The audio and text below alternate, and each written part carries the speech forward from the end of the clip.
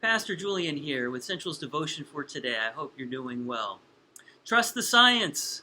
Trust the science is a mantra that we have heard just continuously over the past several years due to the COVID pandemic and the release of these mRNA vaccines and other vaccines and some potential treatments and treatments that they won't let you have. You know, that they say you're not allowed to have, and they won't prescribe to you, and pharmacies won't fill. So we just hear trust the science, trust the science.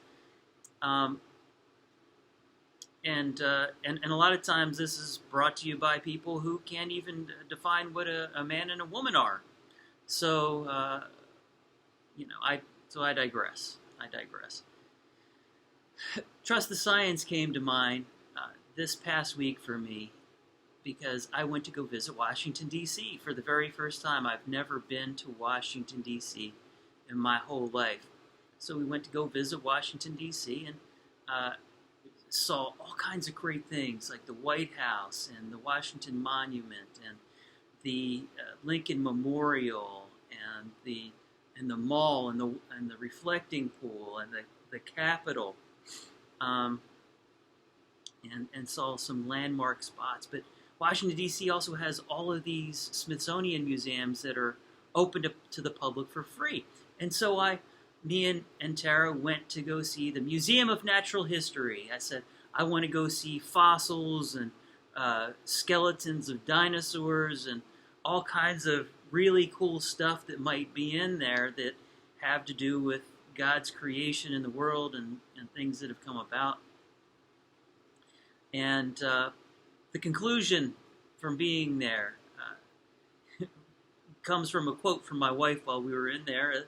This is my summary of it. There's lots of really cool things in the Museum of Natural History. She said this feels like a church to Charles Darwin.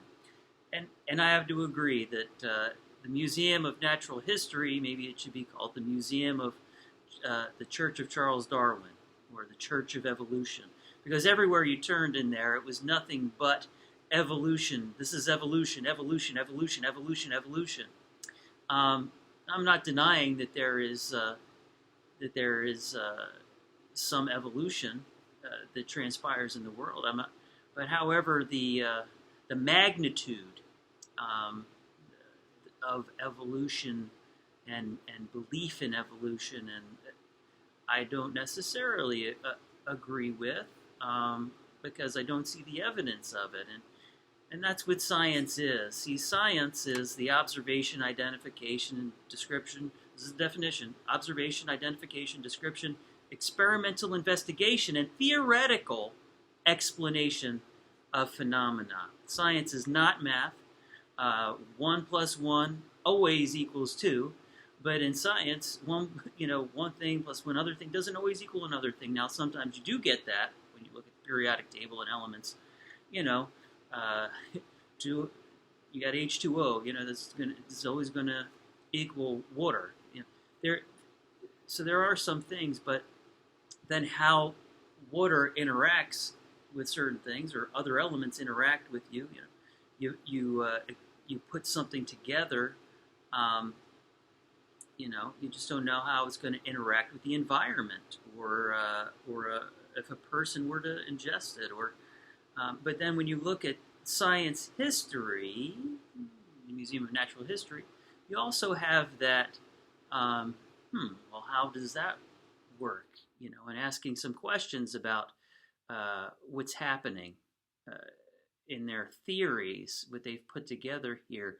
Everything there is explained as if it were 100% fact. It is math. It is done. 15 million years ago, this happened, and this is the result. And so there was this evolutionary process that went, and there's all sorts of different things that you're going to find there. You're like, how do you know? 15 million years ago? Were you there? And so that takes me to our scripture passage for today, which comes from Job chapter 38, verse 4. This is this is God speaking. Where were you when I laid the foundation of the earth? Tell me if you have understanding. Now, this is a section of Job where God basically goes into a lot of the things that he created and he set into place into process. Um, but he's saying, your understanding is limited. You were not there. You will not fully understand. And when we look at science, it's important to not trust the science blindly. You should always ask questions. I know a lot of people ask questions about God. But I'll tell you what, God is the one that you trust. You are to put your trust in Him. He is the creator, the author of life, the author of your salvation, the one who knows you more than anyone in this world. Every hair on your head, He knows everything down to the smallest molecule. He knows why the electron and the proton circulate around the nucleus. He knows why the universe is spread out in the way that it is spread out. He understands all the dimensions of sound and speed and light. He is the one who created and put all of this together. So, friends, God is the one that we need to trust, not the science, which is subjective.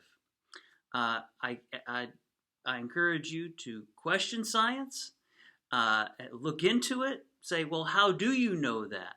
Where are you coming to this conclusion from?